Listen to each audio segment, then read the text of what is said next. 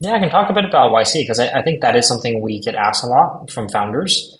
And I think there's generally a perception that it's much easier to get into YC if you go to Stanford, you live in the Bay Area.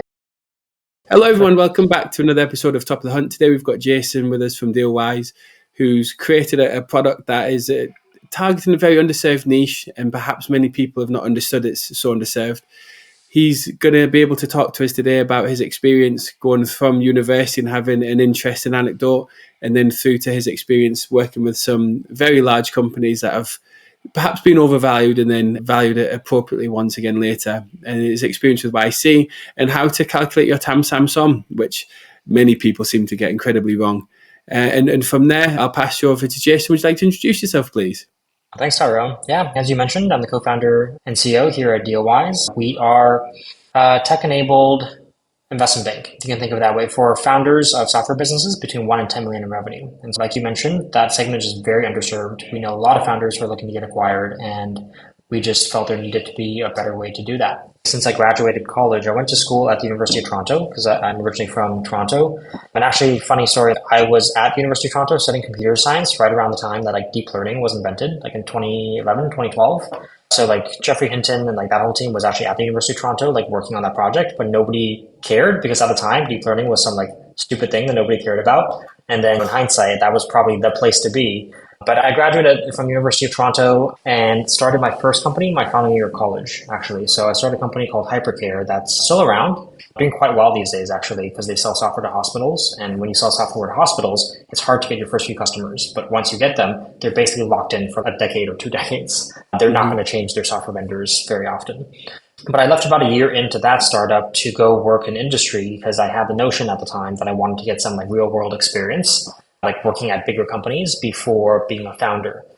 But my goal always was to eventually return to being a founder. I just didn't know what I would be doing.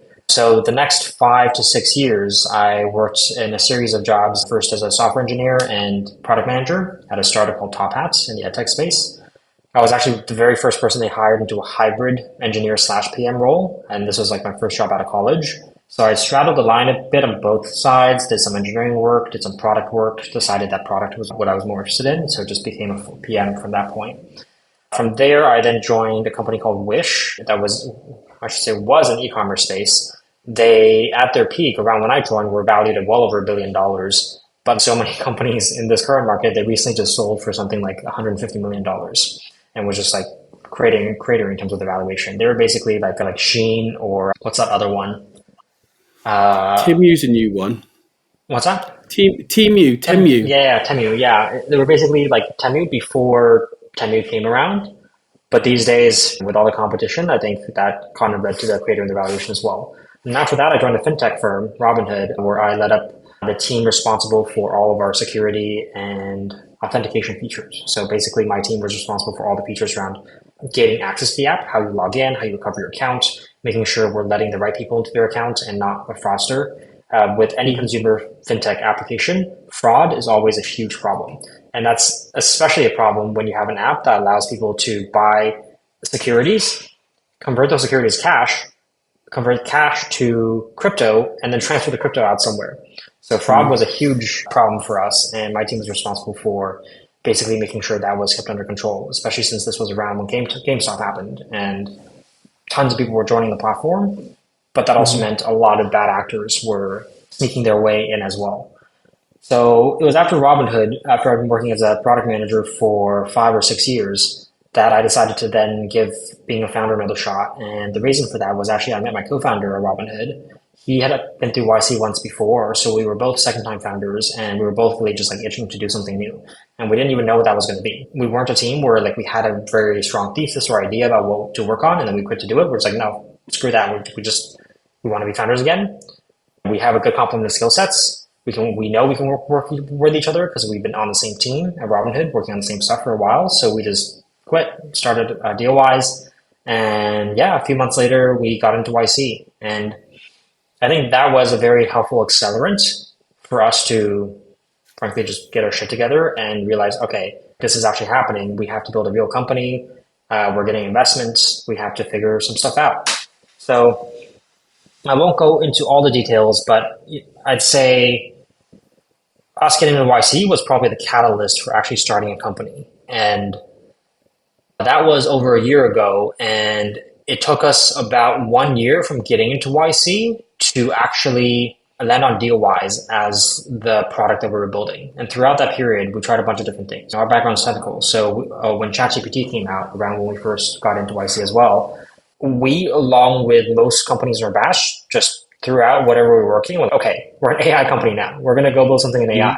And whenever there's a hype cycle, that always happens. And I don't know, I think to some extent, like, it's necessary, because it is true when platform shifts like that happen, you want to just go and be the first. And it almost doesn't matter what you do. If you pick the right idea in the right space and you ride the right wave, like, you'll figure something out. The challenge with us is that we were trying to build infrastructure. And the problem with building infrastructure and picks and shovels, even though VCs love hearing about that, is it's really hard to build picks and shovels when you don't yet know what is actually being built or where the gold is. The example I like to use is like infrastructure for the AI industry is like building railroads. But if you don't quite know where the towns are going to come up, where the gold is, where your destination is, building a railroad is just like a waste of your time. And it's probably not going to be that useful. That's why about 3 months after the batch, we decided, hey, this isn't really the right thing for us.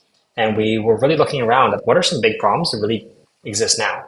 Because I think a big part of finding the right idea is answering the question of, I'd say answering like two main questions. One is, why is this a big problem for your customers? And number two is, why is this the right time? Because if you have something that's a really big problem for your customers, chances are someone's already seen it and built it and solved it.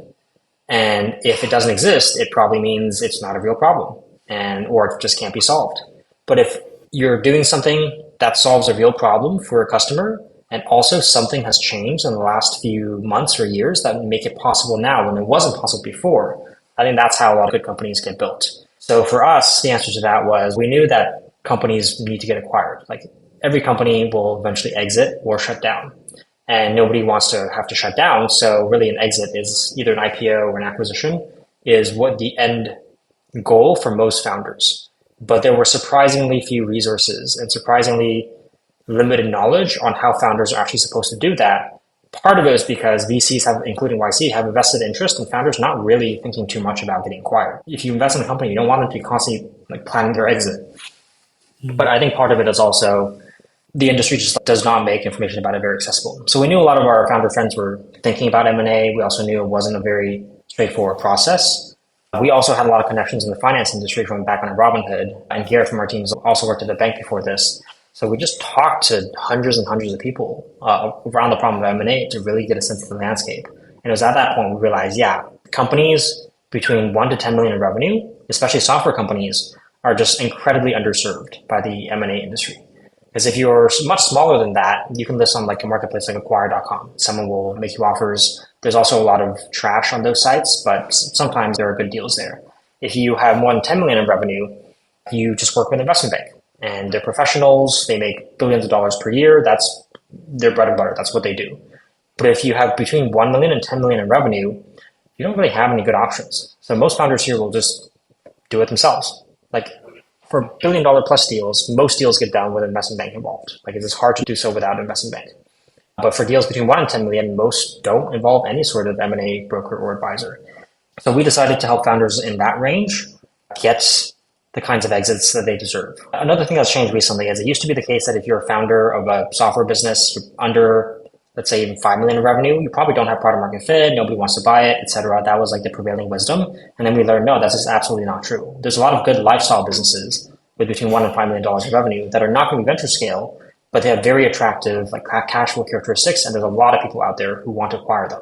And so if you're a founder who started out maybe on the venture scale, but then later turned into a lifestyle business, there is a very viable path towards an exit that won't make you like ridiculously rich, but it's going to set you up very well for whatever you want to do afterwards. And just a lot of founders didn't realize that.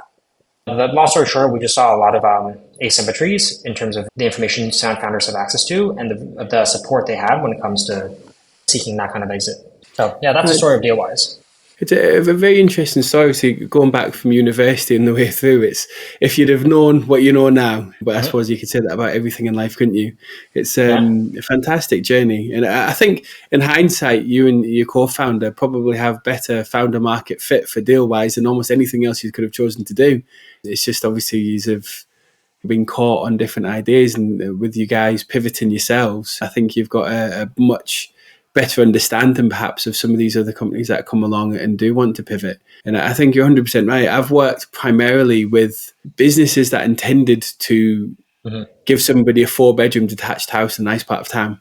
They weren't necessarily ever a unicorn. To them was on the daughter's bedroom wall. They wouldn't even know what the term was.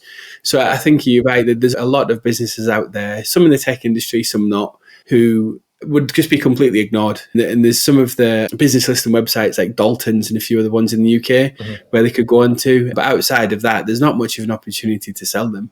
So I think you found Exactly. a good niche there where, as you say, it's the lifestyle business for a startup founder. Perhaps that works out to be their next seed round. Then for other people, it's perhaps an early retirement or at least semi-retirement. It's very Yeah. interesting. Exactly. I think there's a lot of those opportunities out there. And yeah, your note about founder market fit, one thing we learned is that's the most important thing. You just feel bad if you work on something where you know, like you don't have any inherent advantage compared to somebody else. Like we didn't come from an ML engineering background. So for us to work on ML infrastructure was just like never a really good fit. We had to get really lucky. Versus if you were an ML engineer, you have a very much better claim to saying, yeah, I'm one of very few people who can do this.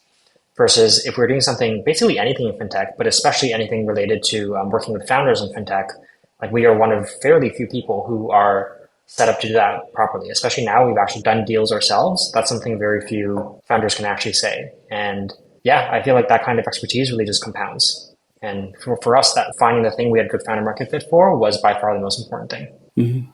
Okay, so if a business they would come to you, so let's say Sure. hypothetically somebody comes through Product Hunt today, they launch, they get product of the day of the week, and then a year and a half's time they realise that growth is stagnant. They've maybe got, as you say, 1 to 10 million in revenue, maybe they say 3 million.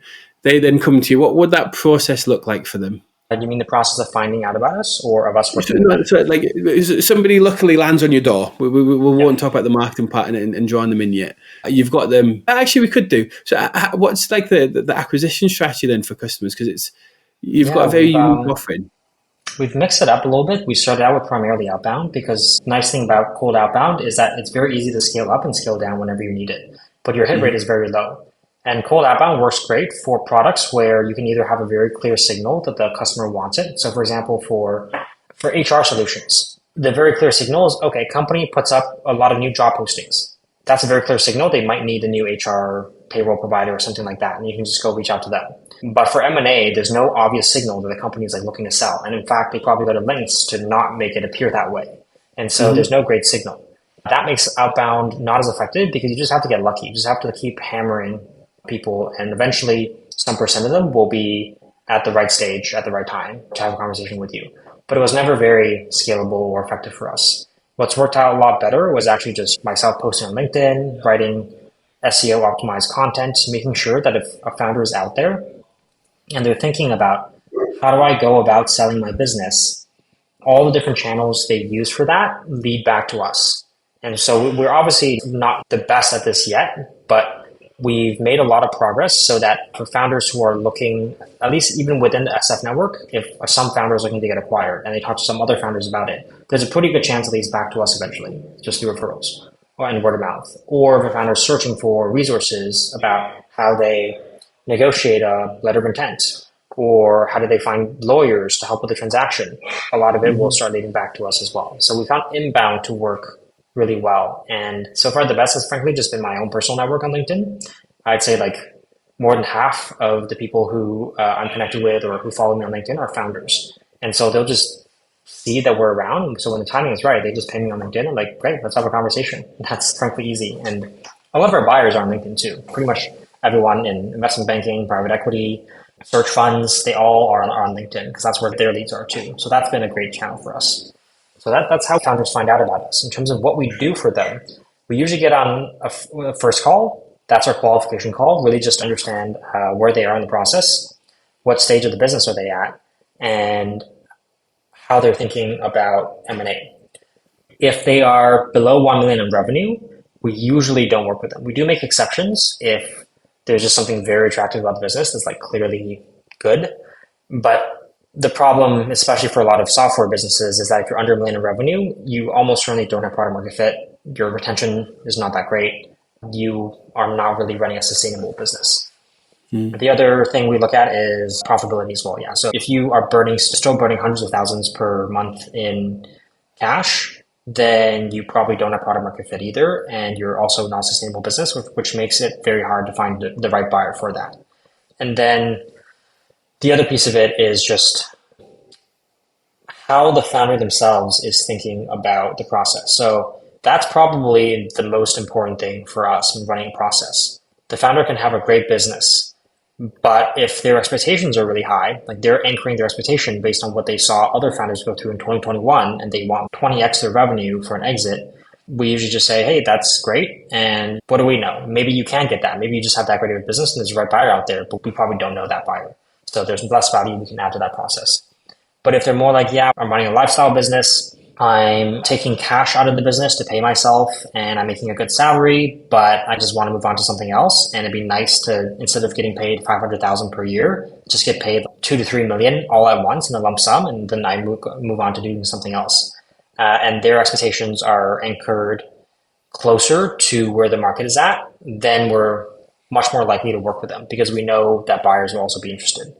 So that's, I'd say, the most challenging part of the conversation is having to work with founders and basically tell them your expectations might not be realistic. Like you might not get what you want exactly. Or in some cases, very rarely, but it does happen, tell them, yeah, you can probably get more for your business than what you're expecting. And that's a great conversation for us.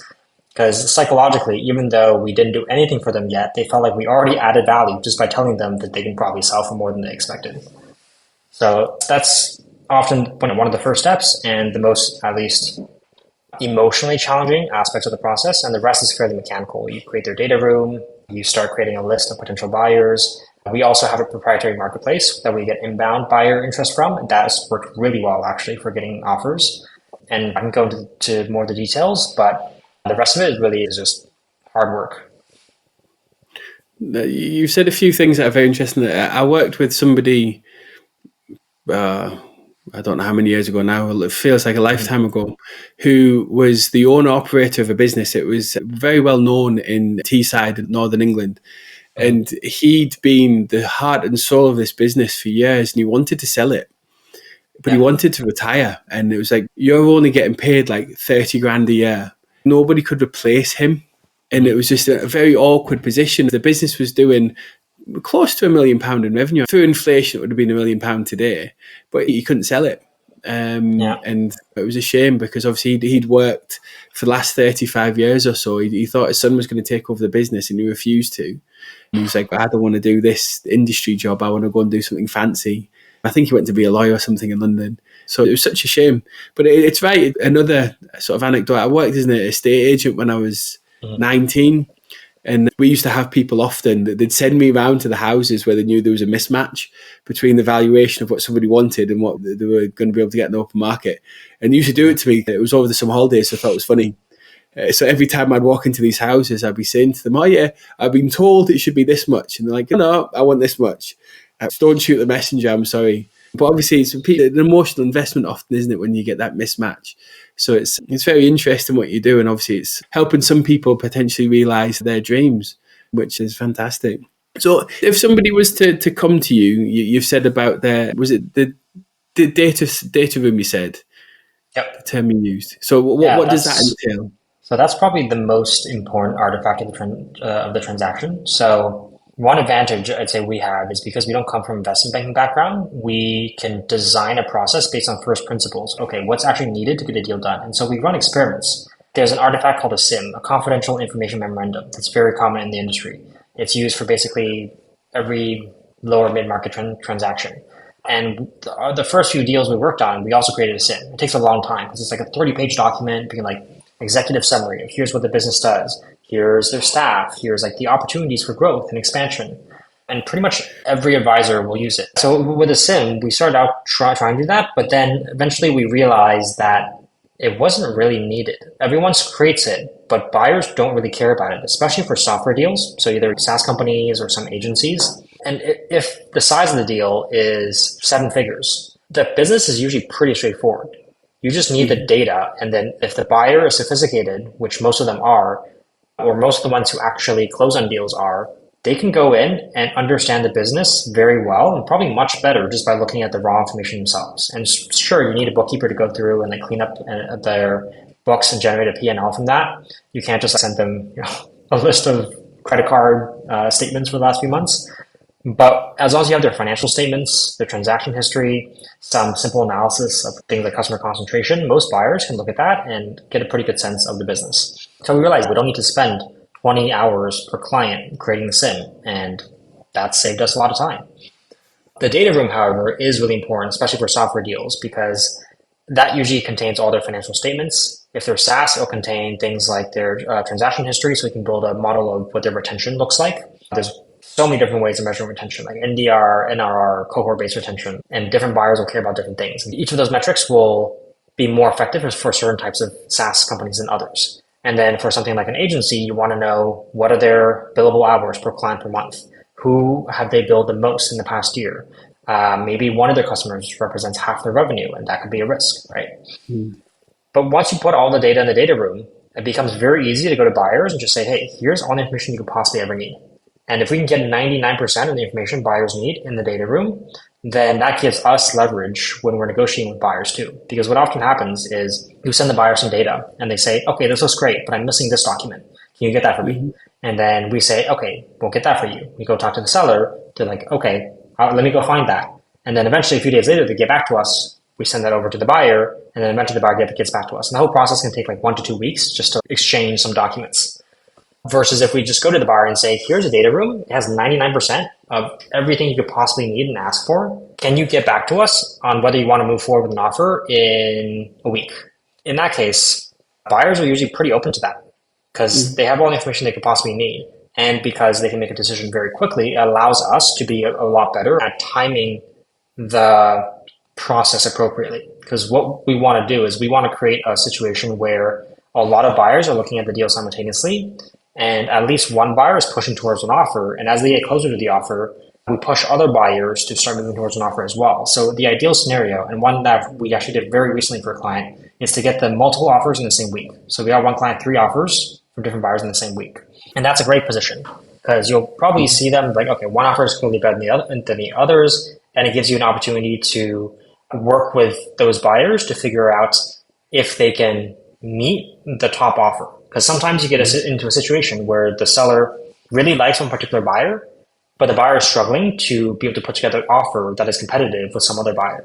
And so you can talk to them about that. And most buyers, if they're really excited about the deal, they're pretty reasonable. And we can also add a bit of value in helping them figure out how to structure the deal so that it meets the seller's requirement. And so that's a lot of the value we add as well. So one example is if one buyer puts an offer, let's say for $5 million, but it requires 30% seller financing. Like the seller extends a loan to the buyer essentially, instead of receiving cash up front.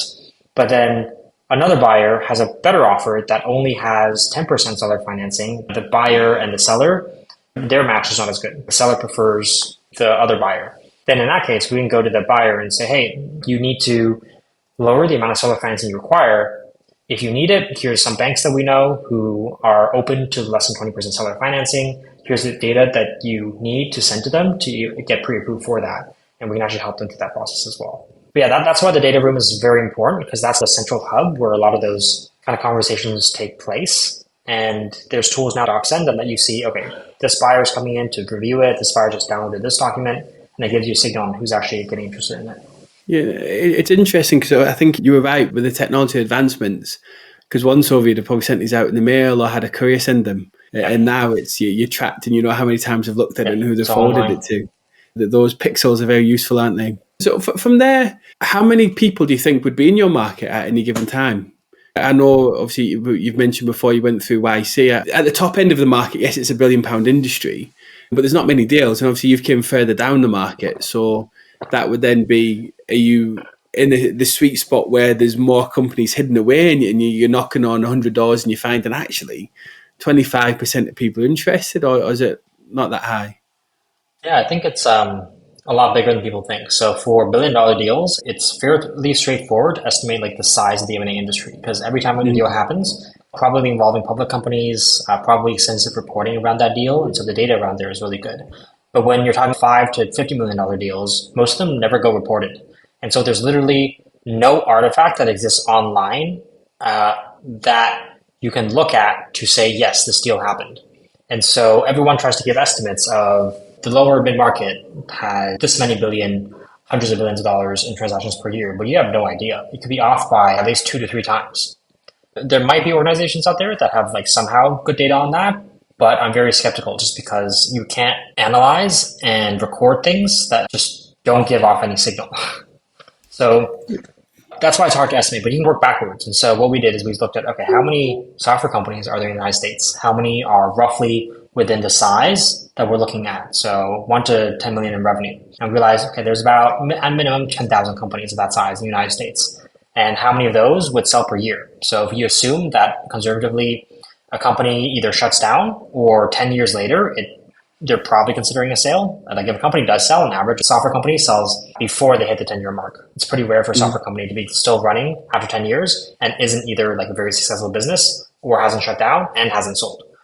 Because we do find founders, once they get to 5, 7 year mark, if they're not growing super fast and they're ambitious people, which founders typically are, they're like, yeah, I could be doing something better with my time. So let me just sell this. So if we work backwards from that logic, we arrived at about 1,000 to 1,500 companies per year that transact of the size that we look at. And then our TAM from that is a few $100 million. But that's only looking at software businesses in the US between 1 and 10 million in revenue. So if let's say we want to expand to agencies, that adds probably at least doubles or triples that TAM. If we want to say, okay, we want to do deals with revenue up to 20 million, that significantly increases the TAM as well. And similarly, there's a lot of other ways you can expand it, but for now, we're just very focused on software and software adjacent companies in the $1 to $10 million range.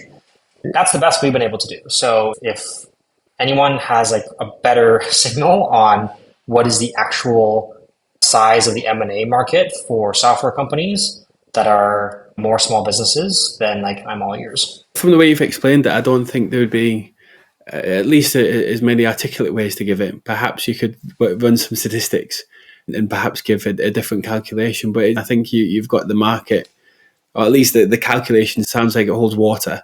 So I can't see why not. And obviously, if you expanded it through even to different industries, perhaps you might see a totally different thing again. Warren Buffett, as an example, is a bit left field from where you are, but when you look at the types of companies that they own, it's not one particular industry, it's a good business, and it doesn't matter. Yeah. So I suppose for mini versions of those, there's lots of companies out there who fall into that range. So you've had a few YC companies that were in your cohort, you've helped them. Yeah, so the very first time was actually a company in our cohort that was very informal. It was really just sharing what we learned with him and helping him figure out like how to find the right place to sell his company. It was very small. I think they were at 50,000, but that was really what turned us on to the idea that, hey, founders do need help with this. And there is a lot of capital being put towards acquiring companies like his company, but also much larger companies in the software industry.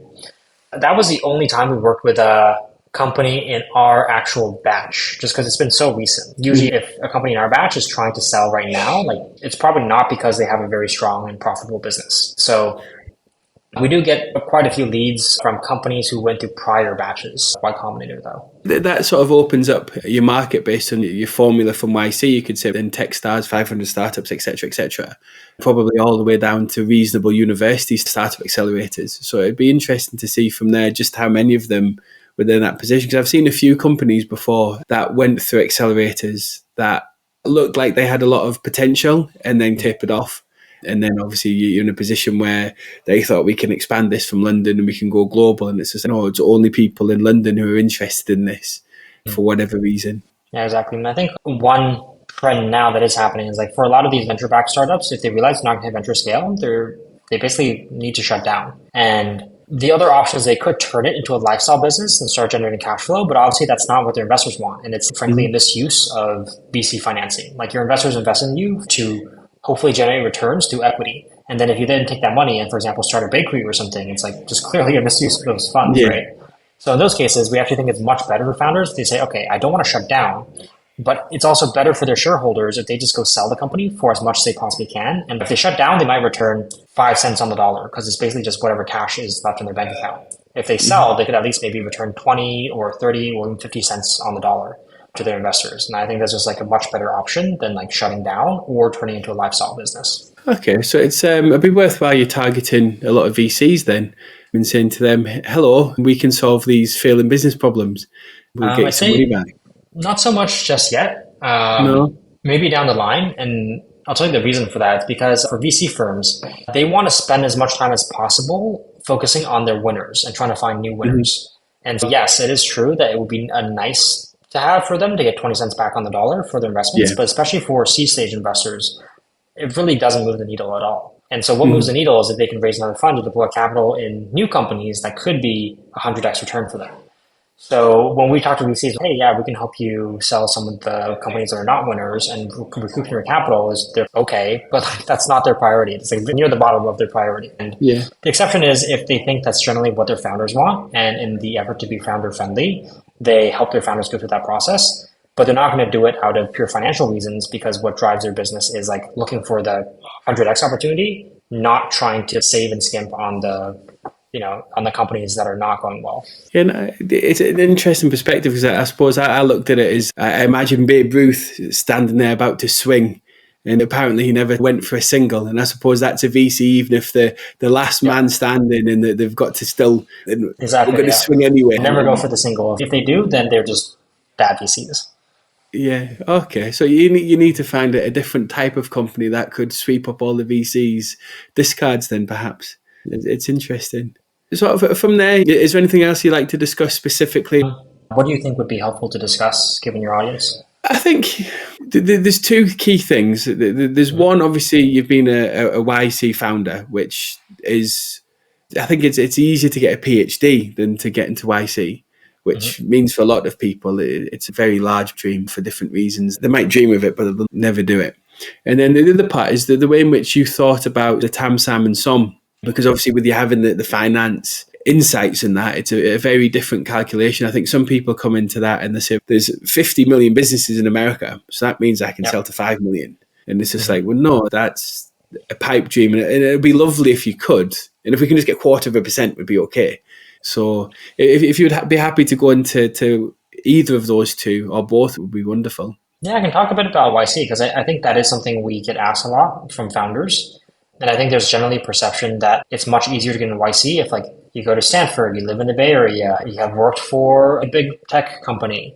And I think those things generally all help. But I also think it's also a lot of self-selection where most of the YC founders I know are actually say maybe like 50-50, whether they are actually American, like born in America, or they're from somewhere else. And so the ones that are not from America, like myself, for example, it's more like a long journey of designing your life such that you eventually end up in the Bay Area at the top company.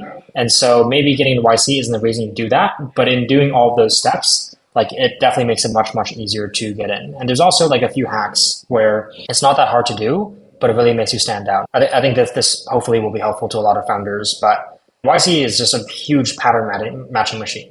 And they try to find founders who are a good pattern match for other founders who've been successful. And there's a few things they look for. So for example, like new graduates from a top school like Harvard or MIT or Stanford. And I think recently some other schools like ETH Zurich have been like overrepresented in YC as well. But they invest in new grads because if you look at the top YC companies, like Coinbase, Stripe, what other ones? A lot of the very top YC companies were started actually by new grads because new grads just generally have crazy ideas and they don't know what works and what doesn't work. And then nobody else wants to try those ideas. And it turns out it works and they succeed.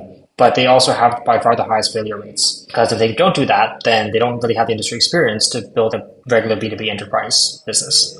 Another major kind of thing they look for is founder expertise. So if you have some claim to be one of very few people in the world that know how to do something valuable, and you really highlight that in your application, and you have a co-founder who's a good complement for your skill set, I think your odds of getting in are actually very high. But it's getting to that point where you are the top at something that is really difficult. And surprisingly, the top in the world at something doesn't have to be something related to startups. Like a lot of times they over-index on people who, for example, randomly were like table tennis champion of their country.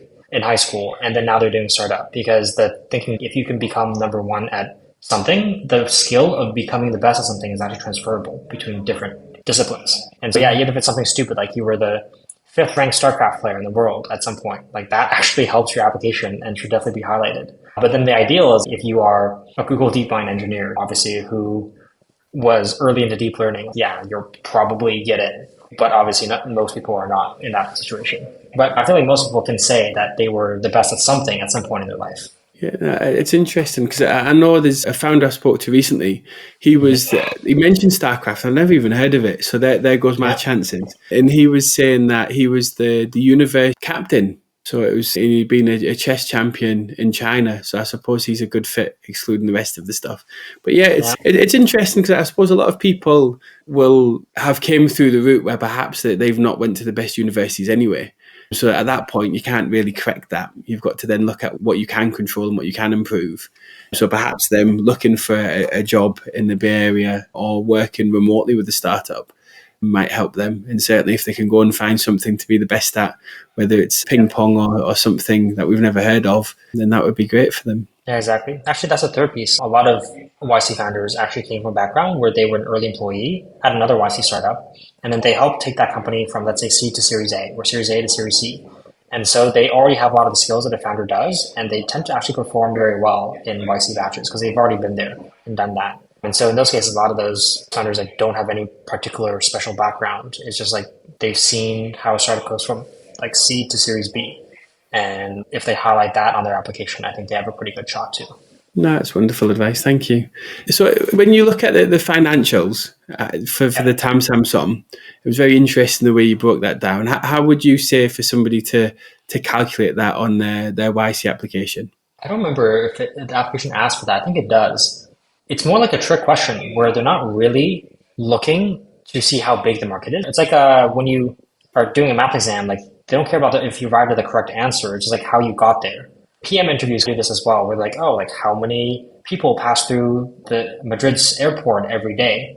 It's really just to see how you think to arrive at that answer. And so if your thinking is pretty clear and you're usually working bottoms up, like you're seeing, okay, what is, for example, if it's consumer, how many people are there? How many people could use a service like this? What percent of them are going to convert?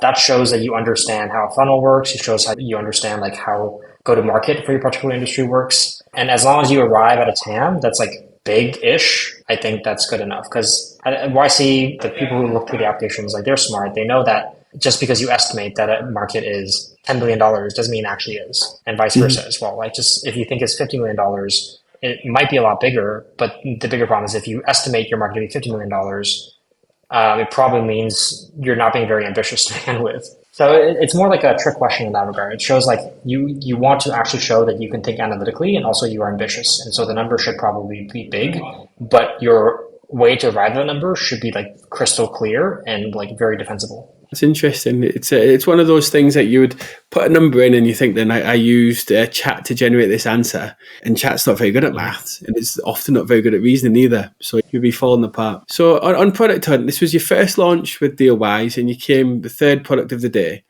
Yep. Was that something you're expecting, or was it we want to be honestly, first? No, I'd say I was actually, my co-founder was one who wanted to do a Product Hunt launch. I was actually pushing back saying, no, it's not worth our time because unless we are pretty confident we can do top three, it's not worth our time. And I wasn't super confident we can do top three. And my co-founder was like, fuck it, have some time. I'm just going to go do it anyways. And it turns out he was right. And so the way that I think he did it was we prepared beforehand by priming a bunch of people we knew that, hey, like we're going to launch a Product Hunt launch. They have a waitlist feature now. So we got like number one on the waitlist first. And so people will get notified when we launch, and also just getting on the waitlist and being on the top of the waitlist will mean other people who are seeing the waitlist will just follow your launch organically, which will translate to some votes on the day that you launch. And then the other thing we did was, all the marketing materials and stuff that we created, I don't think mattered that much. This is part of the issue, I think, today with Product Hunt, where we did get a big traffic bump, but it was very low intent traffic. Very few of those actually converted to leads. But it was very good for visibility. It was good for like our domain's reputation. We got a lot of backlinks out of it. So it had a lot of like side benefits. But if our goal was to sign more clients, which it was, there probably were more efficient things we can do. But it's also a good feeling to have done well in Product Hunt. But the day that we did launch, what we did is we stayed up till 12 a.m., which is when it goes live. So you want to make it go live at 12 a.m. Pacific time because that's when everything starts appearing. Nothing is ranked though until 4 a.m. So Mhm. around 4 a.m., the number 1, 2, 3, 4, 5 start becoming ranked. So the first 4 hours are actually really important, and you want to position yourself to be top three by the time it's 4 a.m. Otherwise, you're not going to get as many impressions. That's the point where the moment you do that, a bunch of people, mostly from India, will just reach out and just say, "Hey, we can post about your product hunt launch. Need you some votes." I know product hunt does penalize some like voting rings, so sometimes you'll see a weird thing where number one has 500 votes, number two has 670 votes, and then you're like, that doesn't make any sense. But I think it's probably because of that penalty. We asked our friends to support us. We posted about it in different groups. And at some point, yeah, the organic votes and comments just started becoming more. And yeah, I think usually by like noon of the day that you launch, the ranking very rarely changes. And so Mhm. we were at number three basically the entire day, and we ended the day at number three too. And we actually very recently saw another YC company where they were neck and neck with another company. They were number four, I believe, and the other company was number three. But they were literally like 5 votes away for most of the day. And so it seemed like it'd be easy to catch up. You just need 5 more votes. But for whatever reason, they were always just like a little bit behind number three and Yeah. could never even overtake them once. And so part of me does wonder if like part of it is like algorithmic or something. But it just feels like it should be easier to change your rankings once it's locked in at 12 p.m. But it's very rare that I see companies actually change and move up between 1, 2, 3 once it's like noon PST. Yeah, But exactly. it's interesting. It's because I've seen quite a few YC companies come along, and but excluding Superbase, I think they've done 11 launches, and I suppose Mike Sonic as well. Most of the rest of them don't do top three, top five. Yeah, and I think once you get to the size of a super base, you don't need to do much promotion because you already have a massive audience that you can just funnel towards product hunt. And Yeah. yeah, so you don't need as much there. And yeah, in terms of paying for votes, I definitely wouldn't recommend like paying for any sort of bot activity or like bot farms. That will probably get you penalized. Yeah. So are you planning on going back on with Not anytime an soon update because or any type of changes? maybe in a few months because the next step for us is right now we're basically just a service company, but our background's technology and we don't want to be like actually just pretending to be investment bankers for the next few years.